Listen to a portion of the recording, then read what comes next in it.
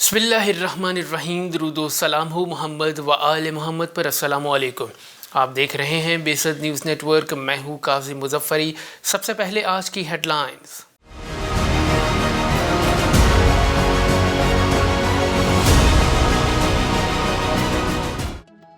Yemen का Saudi जारहियत का हर तरह से मुकाबला करने का ऐलान।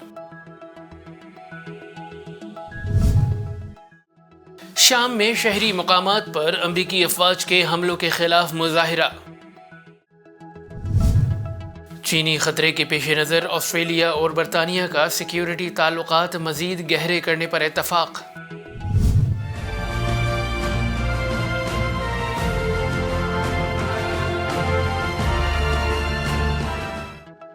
मशरकी यूरोप में बढ़ती हुई कशीदगी। अमरीका ने F-35 तैयारे जर्मनी रवाना कर दिए।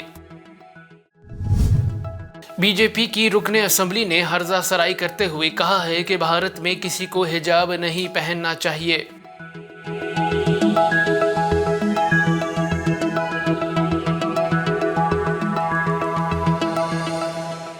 और अब खबरें तफसील के साथ।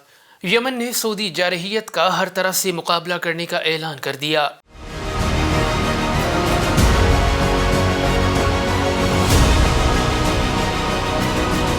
यमन की सुप्रीम पॉलिटिकल काउंसिल के सरबराह ने सऊदी जंग और नाकाबंदी के खिलाफ अवामी तहरीक की मुहिम शुरू करने का ऐलान किया है और कहा है कि लोग तमाम दस्तयाब वसाइल को बरूए कार लाते हुए सऊदी हमला आवरों का मुकाबला करने के लिए फौज में शामिल हों। मेहदी अल मुशात ने सऊदी जारहीन के मुकाबले में साबित कदमी की अहमियत पर जोर देते हुए यमनी तूफान के नाम से मुहिम चलाने का ऐलान किया। उन्होंने कहा कि यमनी अवाम अपनी संजीदगी, सब्र और जिम्मेदाराना इकदामात से हतमी फतह हासिल करेंगे। सऊदी इत्तेहाद की जानिब से सख्त मुहासरे और मुसलसल बमबारी के बावजूद यमनी मुसल्लह अफवाज और मुजाहिदीन की मिसाइल और ड्रोन्स ताकत में मजबूती आई है।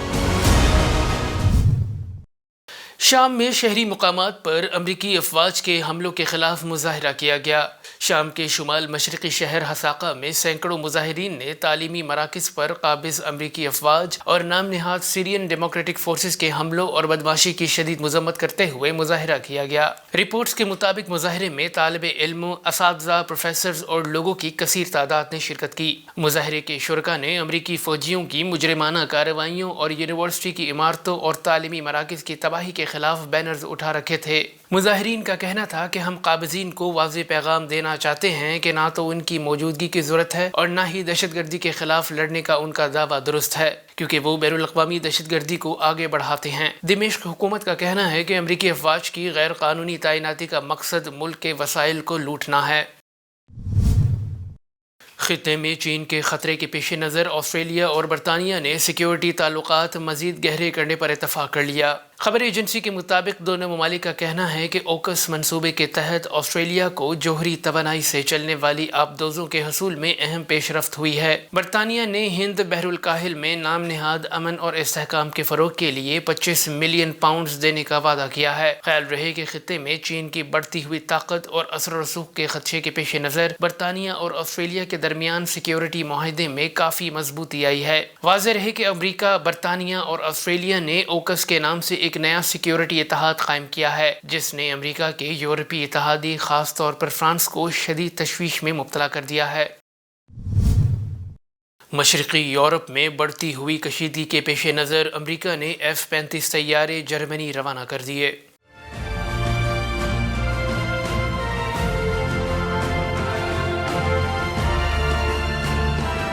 अमेरिका ने मशरकी यूरोप में बढ़ती हुई कशीदगी के तनाजुर में नेटो इत्तेहाद की दिफाई मजबूती के तहत F-35 लड़ाका तैयारे जर्मनी रवाना कर दिए।